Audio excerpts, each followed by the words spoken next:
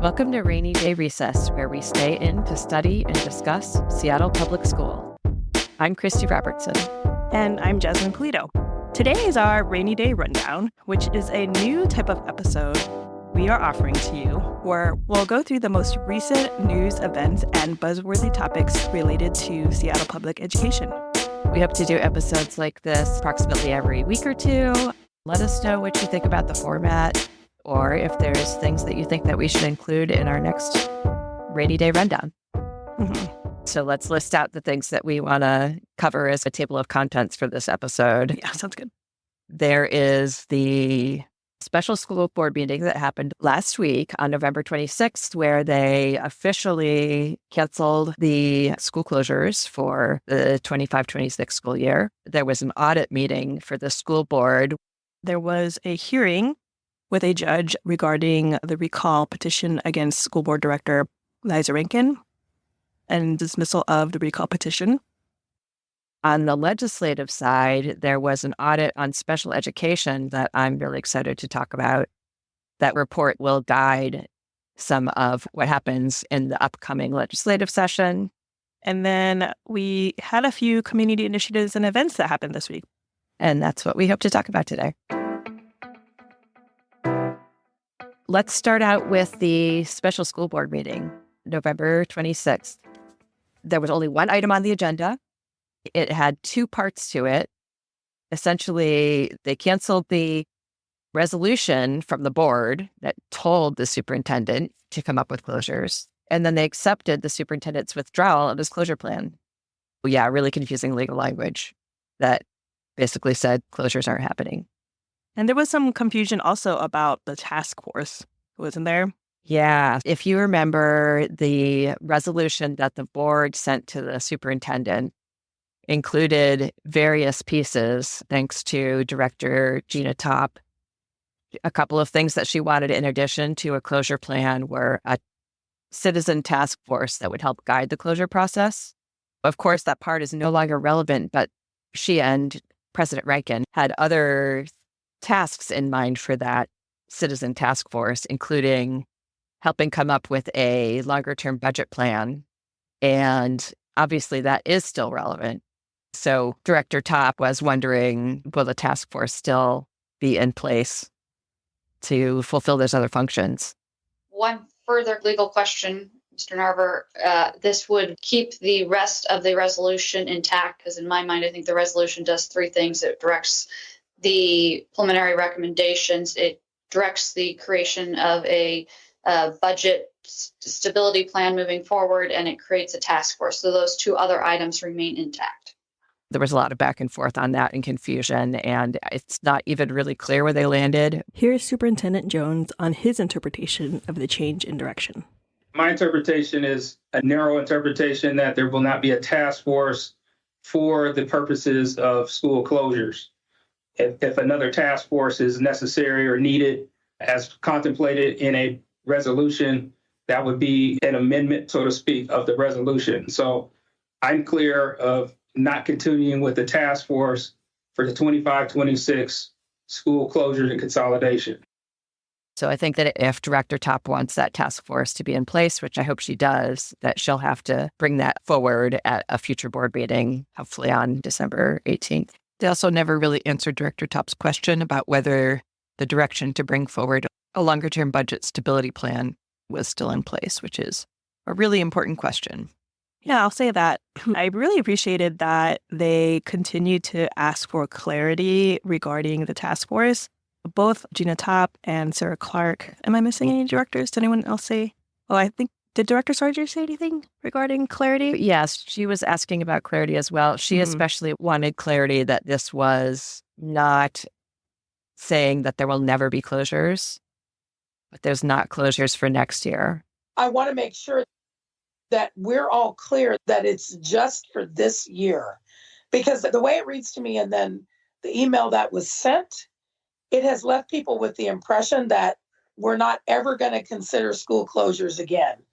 And I think we need to be transparent and clear with families in the district. That's not what this is saying. This is not saying we are not going to even consider school closures again. What it is saying is that we will not be making or accepting recommendations for closures for the next school year, which would be 25-26.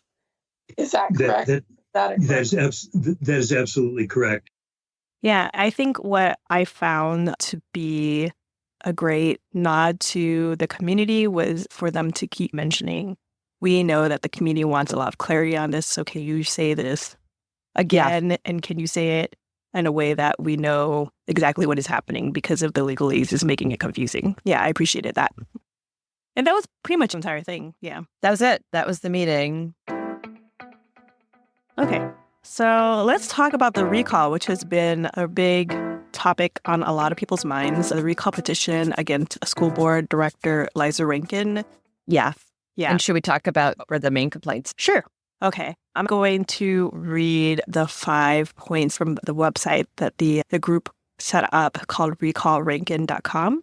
And this is their petition page. It says, we seek the recall of Director Rankin for 1, adopting a rushed and improper process for closing schools, 2, repeatedly failing to provide transparency and community engagement on decisions critical to the well-being of the district, 3, failing to perform the basic oversight of the district expected of any board director, 4, failing to uphold the responsibilities of the school board to ensure the district delivers student educational outcomes, and 5, closing the interagency academy without following proper procedure.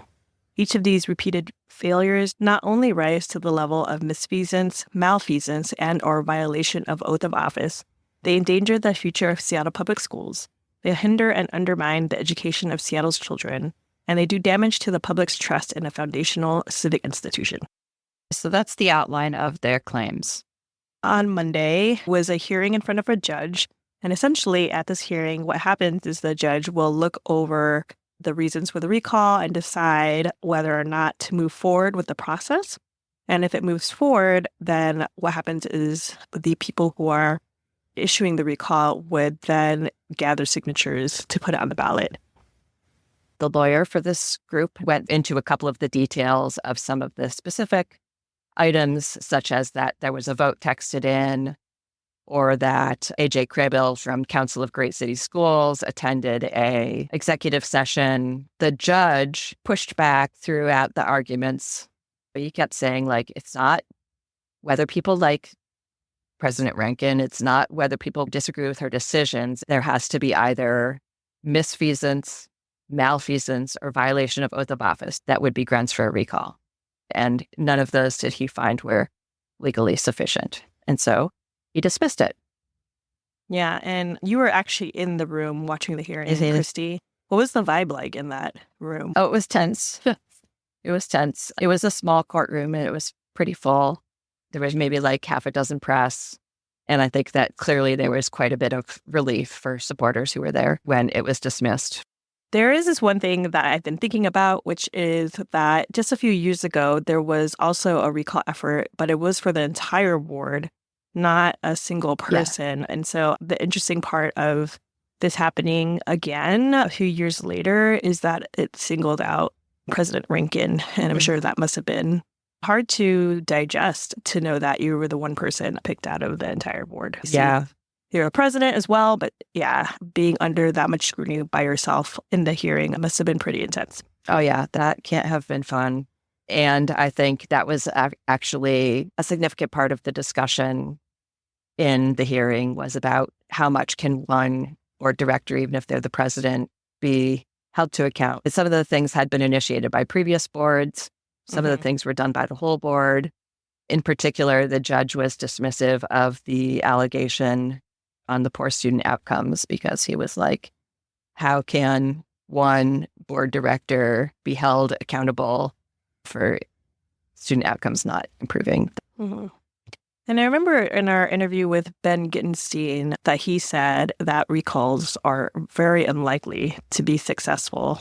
So the fact that the recall didn't move forward, I think maybe wasn't totally a surprise, but the group was willing to go forward with it anyway, under the idea that even just going through with the process would send a clear message.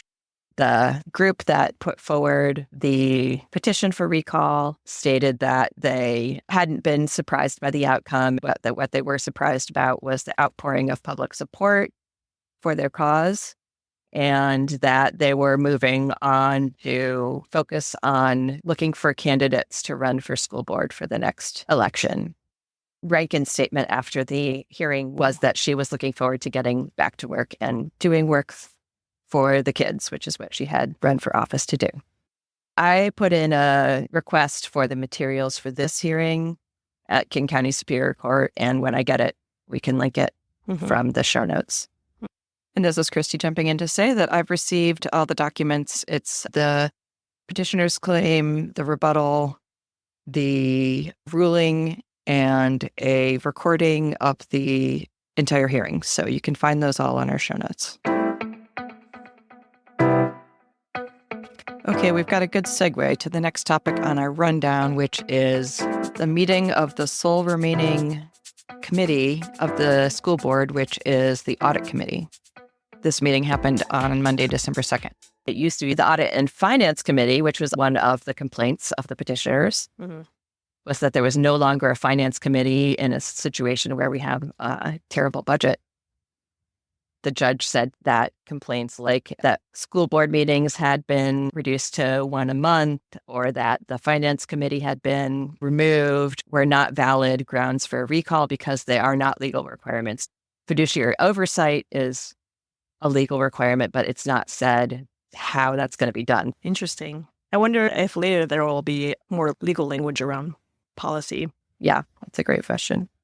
But there still is an audit committee of the school board for now. Interestingly, at the very end of the audit meeting, they discussed the possibility of making this no longer a school board committee, or at least no longer having school board directors on it. I'm not sure exactly how this would work, but they're considering converting this to be a committee of community members.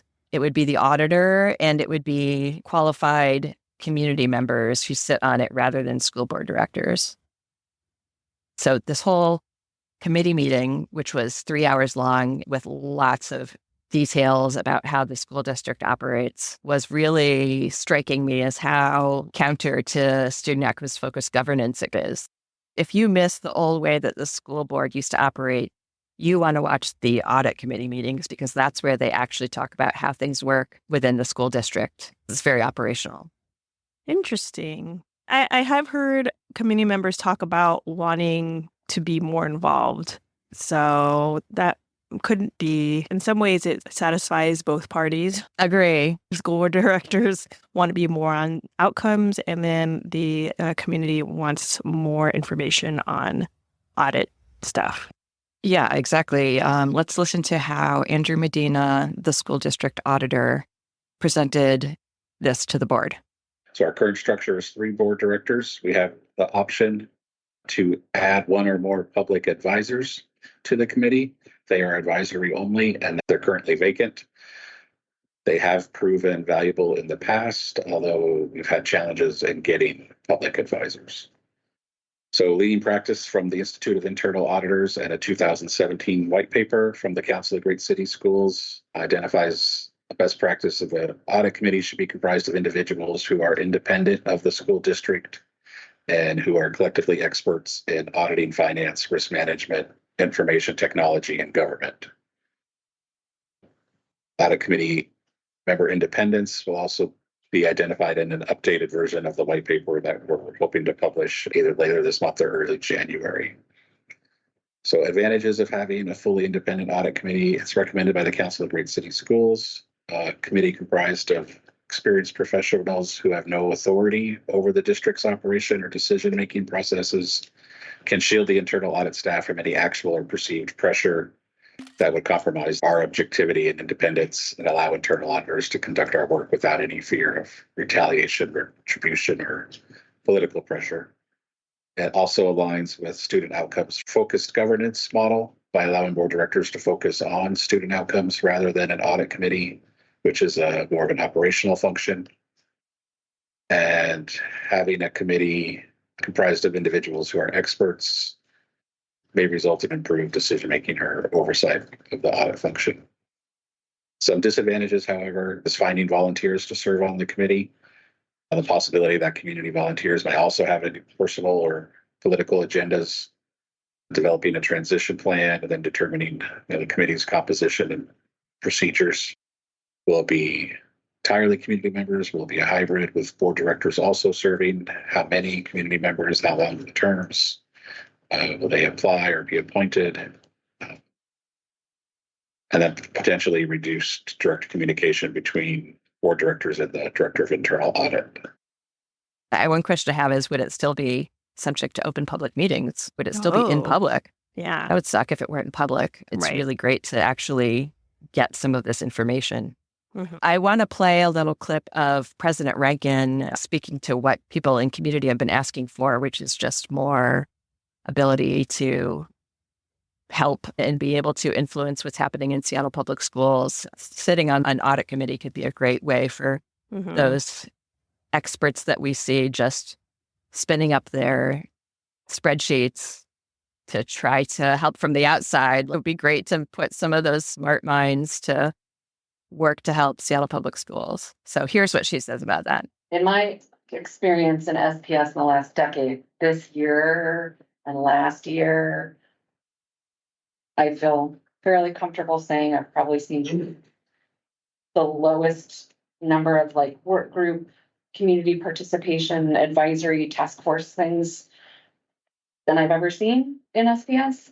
As we go into the next year, I think this would be a good conversation to have in January, as we go towards the strategic plan, as we go towards whatever, that we are going to want and need the participation, expertise, and support of the community. Mhm. Is there a way we could sort of turn a page and be more invitational just in general? Because a lot of these kind of things that traditionally have been around, in my experience, have disappeared. I'm not sure why, doesn't matter really why. In inviting more people to participate, this could be part of a great opportunity to be here are the ways in which, and also to clarify the role of the board. We are oversight.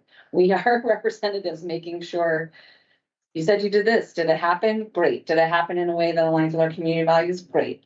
We actually are not supposed to be involved in everything that involves people. Many more community members can and should be involved in this collaborative project that is public schools. I was glad to hear her say that.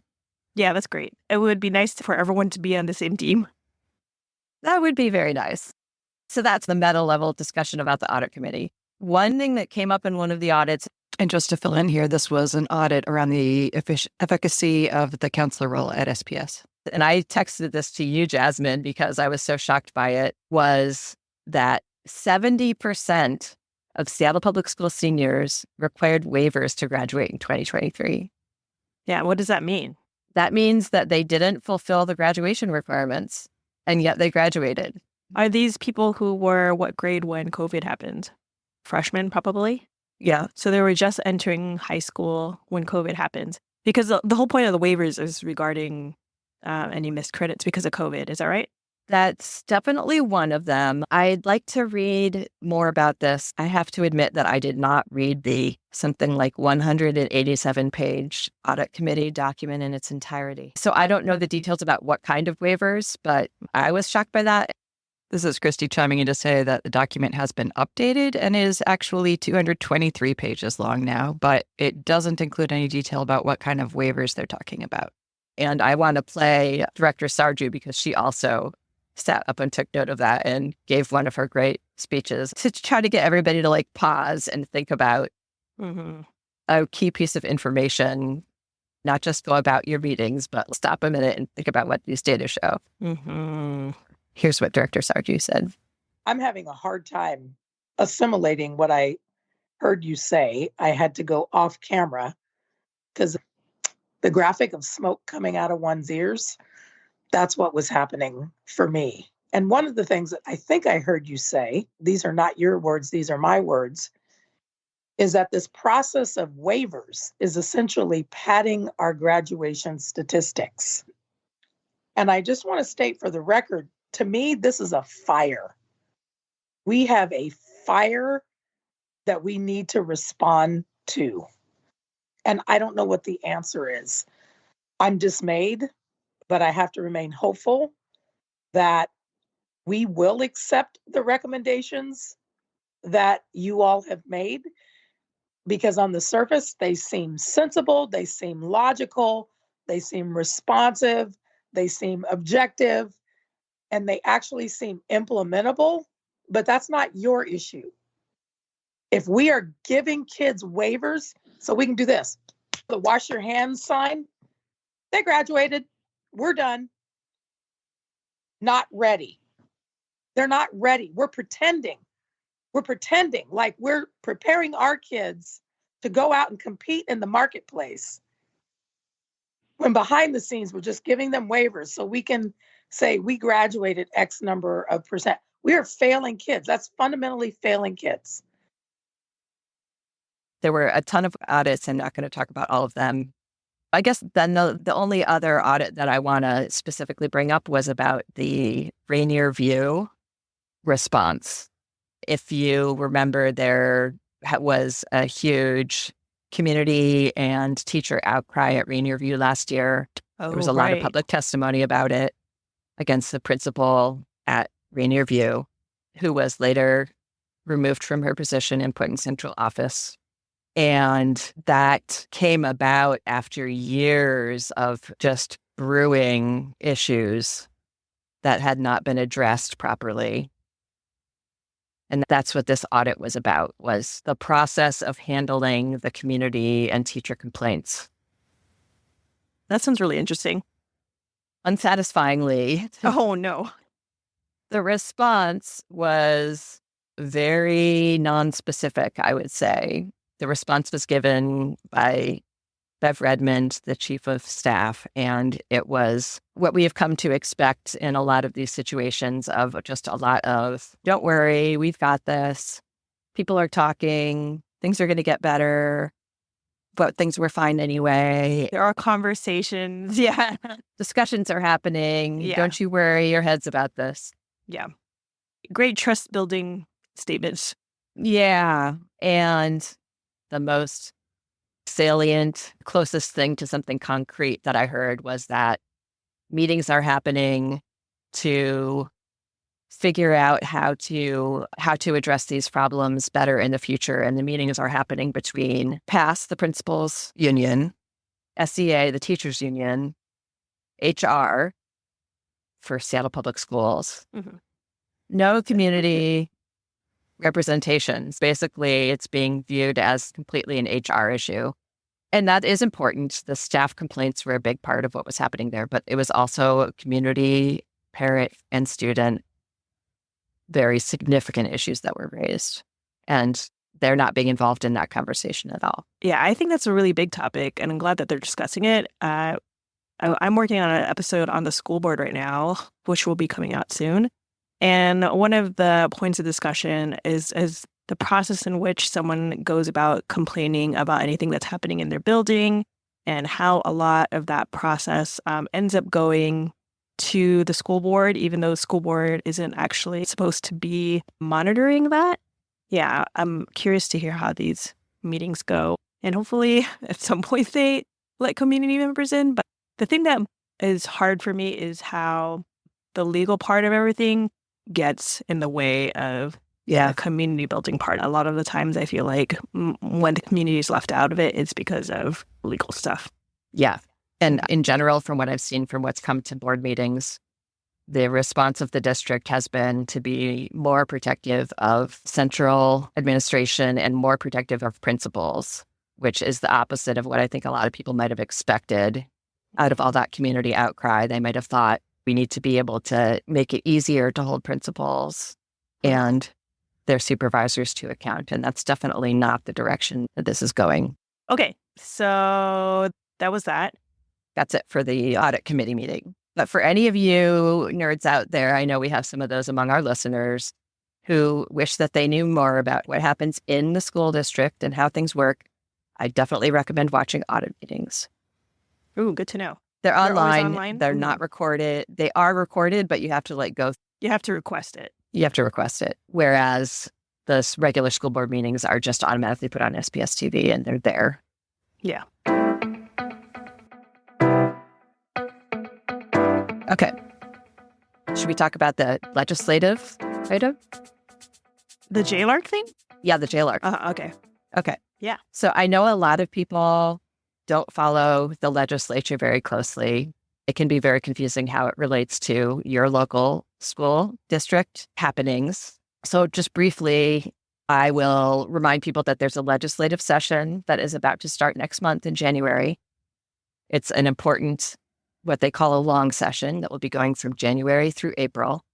And it is going to control how much money we get, for one thing, to fill our budget hole. So I think probably a lot more people are aware of it than usual because of that. And they only do this every 2 years. Yep, every 2 years is where they can actually make significant budget changes. And this is one of those. What happens in these months leading up to January is that they get reports that they've commissioned from the previous year. So there are committees right now that are meeting to hear reports. And one of those committees is called JLARC, which is the Joint Legislative Audit and Review Committee. The report that they just got a few days ago and were presented today, Wednesday, December 4th, when we're recording this, was a special education audit. And it was so interesting. It's a long PDF that we'll link from our show notes. There's also one-page summaries for those of you who just want to know the basics. And I think it was presented to this committee in a very understandable fashion. So we will also link the video on TVW of this presentation, which is maybe the easiest way to really understand what was found in these audits. Okay, and what was found in these audits? So there were two parts to the audit. The first part was about funding. And the main take-home finding was that school districts across Washington state spend about 26% more on funding special education than they are given by the legislature. Whoa. That whole amount is supposed to be funded by the legislature. And we knew this, but it's nice to have a number and to have a real study that finds this and spells it out in real terms. The legislature is not fully funding special education.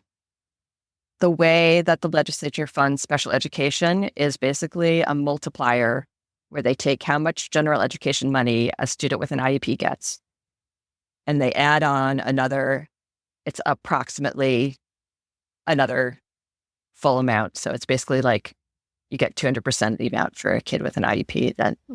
But it's a fixed amount? It's a fixed amount. If you get an IEP, you get this amount. It doesn't matter if you have a one-on-one person with you all the time and need extensive physical therapy and all kinds of devices, or if you just have a learning disability and you need a slightly modified curriculum for part of the day. Those get funded the exact same amount.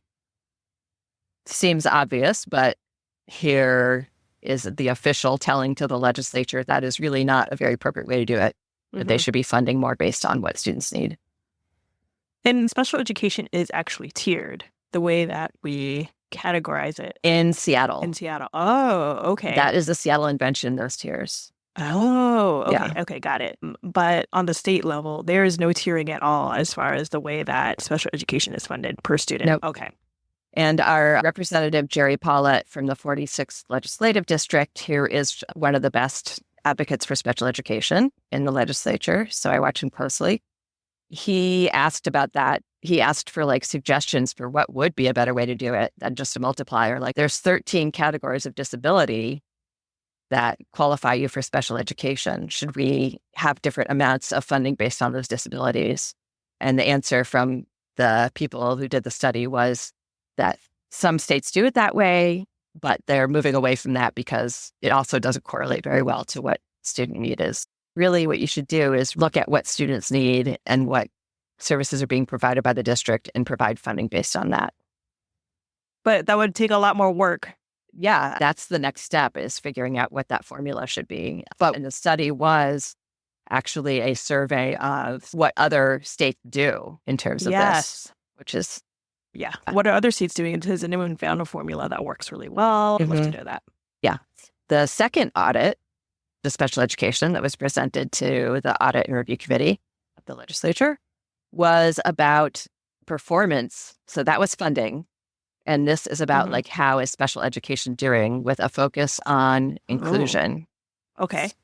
Because in 2018, a shocking result came to light that Washington State is 46 out of 50 in terms of how inclusive we are of kids with disabilities in our general education classrooms. Wow. And so everybody sat up and was like, whoa, wow, we're doing really bad. And that's measured by % of time in the general education classroom, which they acknowledged is not necessarily a measure of how successful things are. But we have improved from 46th to 37th by that measure. I'm going to play a clip from the committee meeting. That's the conclusion of the auditors, saying that the big problem that we have in Washington State is that there is no stated goal about being more inclusive. The Office of the Superintendent of Public Instruction for the state, they've been given a little bit of money, but they haven't been given like a clear directive. We want to improve inclusion, come up with some measurements, come up with a plan for how to do it, and let's measure our results. Instead, it's just been this piecemeal thing. The audit found that some districts are doing it. They're doing it in different ways. They're sometimes doing it. There are materials offered by OSPI. They're sometimes being used. It's 100% voluntary, and there's no concerted effort. JLARC staff consulted with national experts to examine different ways to increase inclusion. The researchers compared Washington's approach with all other states' current research and the practices promoted by the United States Department of Education. The experts identified 6 strategies to improve inclusion, and they recommended that implementation should be coordinated across all 6 categories and in all districts statewide. Through our review of OSPI documentation and our interviews with 58 school districts, we found that OSPI and school districts are using many of these 6 strategies. We also found that none of the 6 strategies are required by the state. Efforts are voluntary and/or have not been implemented by all districts statewide. Because not all students nor all districts are being served by these current efforts, their reach and their impact on inclusion is limited. The first strategy is to increase opportunities for young children with disabilities, ages 3 to 5, to be with their non-disabled peers.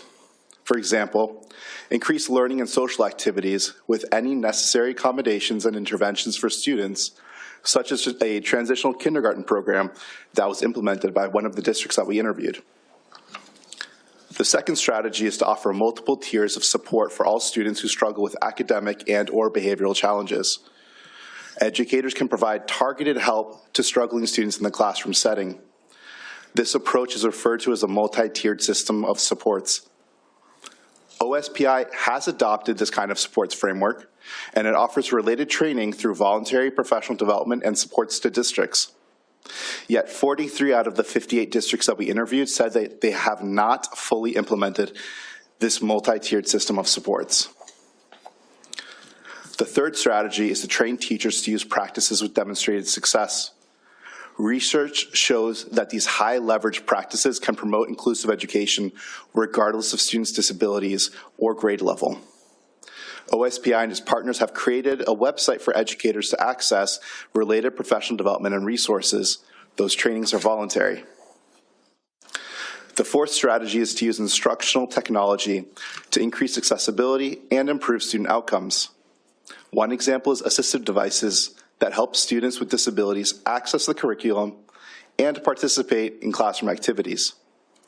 OSPI supports the Special Education Technology Center, which provides voluntary training, consulting services, and technology to support students with disabilities. The fifth strategy is to design learning materials and activities to allow for multiple means of engagement and expression. It encourages teachers to use a variety of approaches in the classroom and to accommodate all learners. For example, presenting information in different ways, such as visual, audio, or hands-on activities.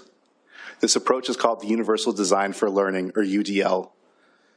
OSPI has collaborated with partner organizations to create a website with UDL resources.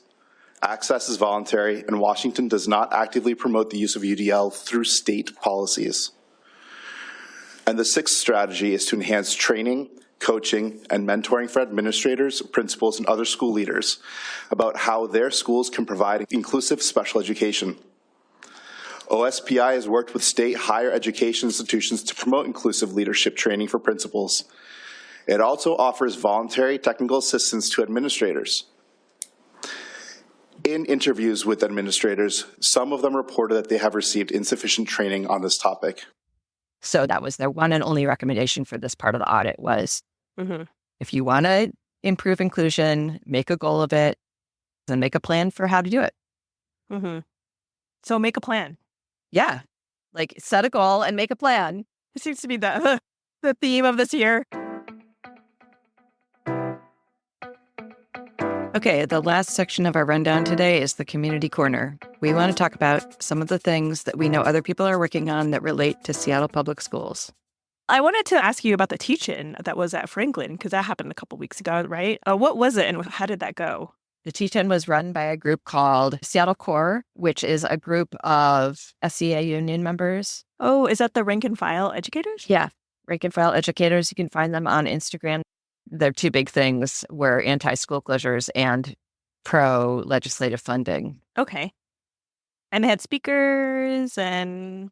Yep, they had speakers. Alex Rouse, who we are about to have an episode with, was there. Jesse Hagopian, who's a really super active local activist. And we also had 2 school board directors there, right? 2 school board directors were in the audience and participated in the workshops. Director Hersey and Director Rankin. Yes, and I was impressed that they were there because it was so anti-school closure. I was really glad they were there to listen and participate. They answered questions from community about school closures and everything.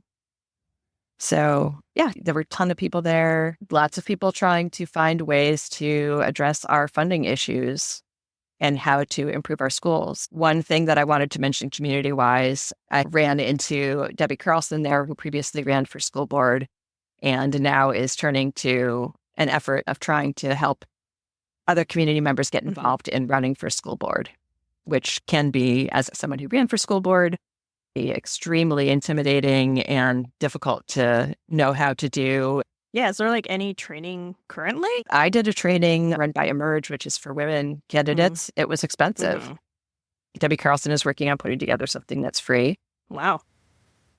And there's other community members that are forming a PAC that would help with funding, which is a huge barrier to entry. I have other friends who ran for school board, and the amount of funds that were required were just not possible for them. So it's cutting out people who we really could use their voices. Yeah, and especially if we're talking about equity and about privilege, then those are things that need to be addressed. Yep. Yeah. Is there official dates for that? Yes, I think there are. We can put a link in the show notes. Should we talk about the $1 billion bake sale? $1 billion bake sale is a group that is all about raising awareness about funding issues in public education. There's a lot of information on their website. I think it's January 30th, where they're going to go have a big event in Olympia and talk to legislators about school funding. This is a statewide effort, gaining a lot of steam, and I recommend that you go check that out. Yeah, I actually was at an event last night that mentioned $1 billion bake sale. I have one of their postcards. It says, "Dear State Representative, I urge you to make fully funding K-12 public education a priority this legislative session. Public education is important to me because," fill in the blank, "sincerely your constituent," and you can put your name in. So that's very cool. Nice. And I'll just mention a little bit about the event I was at last night, which was Funding Schools 101. Fund SPS and Washington's Paramount Duty were there. Both of those organizations were started by parents. Fund SPS gave a presentation on common misconceptions regarding the budget deficit.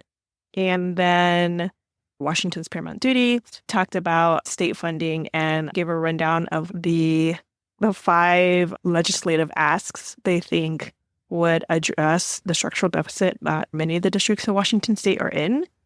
So I found that really helpful.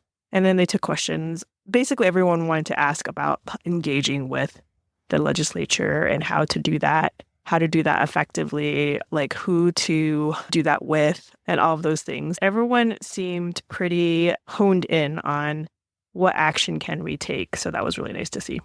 Awesome. Let us know what's going on that you think is notable that folks that follow our district should know about at hello@rainydayrecess.org. That is a wrap on this first episode of our Rainy Day Rundowns. You can find our show notes at our website, rainydayrecess.org, where you can also subscribe so you don't miss future episodes. If you like our work, please consider donating to us at our website.